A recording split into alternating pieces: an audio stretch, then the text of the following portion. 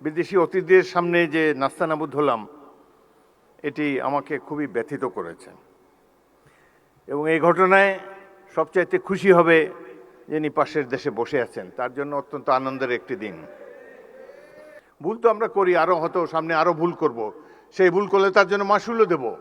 এখানে বক্তব্য দেওয়ার সময় কেউ বুয়া বুয়া বলে চিৎকার করে, রাষ্ট্রীয় অনুষ্ঠানে কি এগুলো মানায়? এই ধরনের একটা অনুষ্ঠানের এই পরিণতি হলো। এখানে যারা বিদেশি বসা ছিল, আমি মনে মনে চিন্তা করছিলাম যে ইংরেজিতেই ভাষণ দেব, বিদেশিরা দেখুক 16 বছর আমরা কিভাবে কাটিয়েছি, কিন্তু তারা তো চলেই গিয়েছে। যাই হোক, জাতীয় অনুষ্ঠানে এই ধরনের বিশৃঙ্খলতা মোটেই কাম্য ছিল না।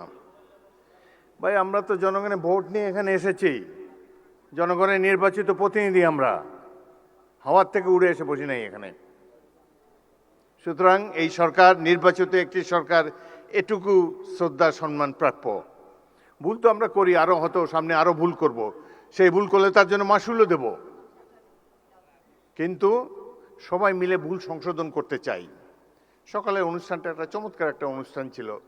প্রফেসর ইউনূস নিচে বসেছিলেন, তাকে মাননীয় প্রধানমন্ত্রী ডেকে এনে সম্মান দেখিয়ে তার পাশে বসিয়েছেন, স্টেজে উঠিয়েছেন। এটাই তো আমরা কামনা করি। সবাইকে আমরা সম্মান করতে চাই, কাউকে অপমান করার চেষ্টা চাই না। এখানে বক্তব্য দেওয়ার সময় কেউ বুয়া বুয়া বলে চিৎকার করে, রাষ্ট্রীয় অনুষ্ঠানে কি এগুলো মানায়? কবে আমরা শিখব? যাই হোক, অত্যন্ত দুঃখজনক। আমি আরও বেদনার্ত হয়েছি, অভিভূত হয়েছি। মা তার অন্ধ ছেলেকে নিয়ে এখানে দাঁড়িয়েছেন।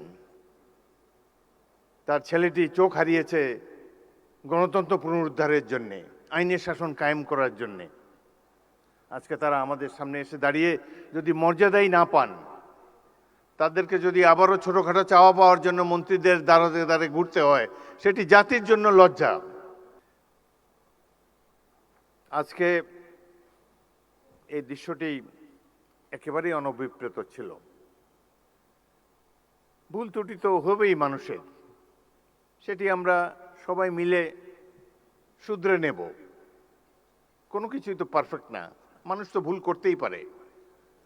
কিন্তু এইভাবে যে বিদেশি অতিথিদের সামনে যে নাস্তানাবুদ হলাম, এটি আমাকে খুবই ব্যথিত করেছে।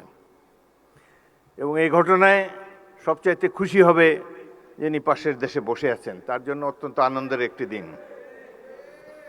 যাই হোক, আমরা এটার থেকে ভবিষ্যতেও শিক্ষা নেব। আমি ধন্যবাদ জানাই সরকার সমর্থক যারা এখানে বসে আছেন। আপনারা যারা ধৈর্য ধরে রেখেছেন, কোনো পাল্টা কথাবার্তা বলেন নাই, সেই জন্য আপনাদেরকে ধন্যবাদ জানাই।